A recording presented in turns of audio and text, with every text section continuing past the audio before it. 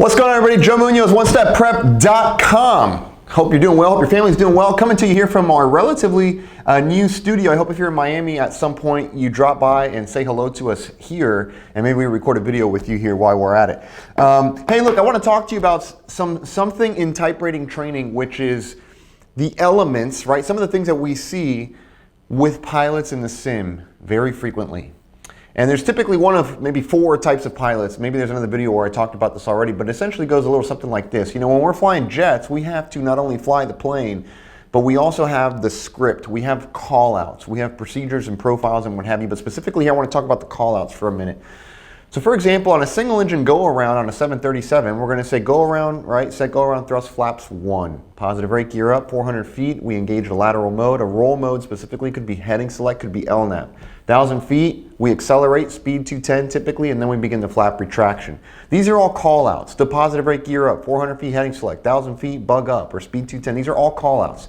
And you see what ends up happening is we oftentimes run into one of these 4 types of pilots. Now let me take you through them.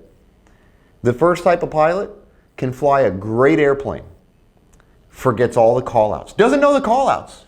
Airplane, stick and rudder skills, spot on. But actually call-outs that need to be paired with the stick and rudder ability, the call-outs are lacking. That's pilot number 1. Pilot number 2, call-outs are perfect. Woo! This person sounds like a well-rehearsed actor going through a script and it sounds crispy clean, but the problem is they don't have the stick and rudder skills to match. So you have one person that can fly, can't do the call-outs, got another person that can do the call-outs, can't fly. Here's pilot number 3, the person can't fly, or the person cannot do the call-outs. Okay, this is really the toughest one where the person has stick and rudder deficiencies and also call-out deficiencies as well. And of course, the 4th type of pilot, which is ultimately what we strive to train for and strive to be, is the pilot that has a high level of competency, stick and rudder, high level of stick and rudder skills, and a high level of competency with the call-outs. So you can not only fly, but you can also do your call-outs. Now, I can tell you, if you have you're going to fall into one of these categories, right? And the one preferably that we like to see in training is number 4, where you can fly the airplane and you can do the call-outs. But inevitably at some point we run into a student that has a deficiency in one of these 2. The one that's easier to correct is the deficiency of the call-outs. You see, because it doesn't require a simulator. Call-outs can be perfected in a room just like this. I can literally sit here in your bedroom, in your hotel, wherever you're at. You can sit here and chair fly. You've heard that term before, chair fly.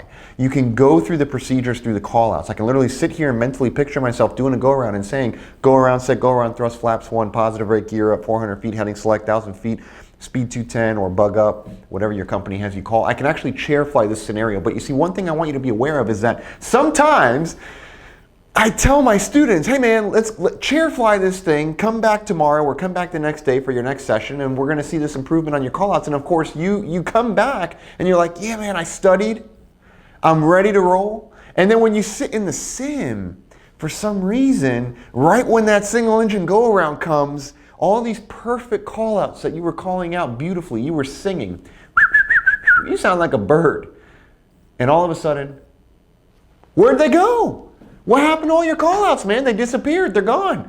You go to the go-around, you say go around, set go-around thrust, and you forget the flap setting. Maybe instead of calling flaps 1, you go to 5. Or maybe you just say flaps 15 because that's the typical go-around setting if we're doing a 2-engine approach, right? I'm talking 737 here. Of course, in a 320, it's always go-around flaps. You don't have to worry about it, right?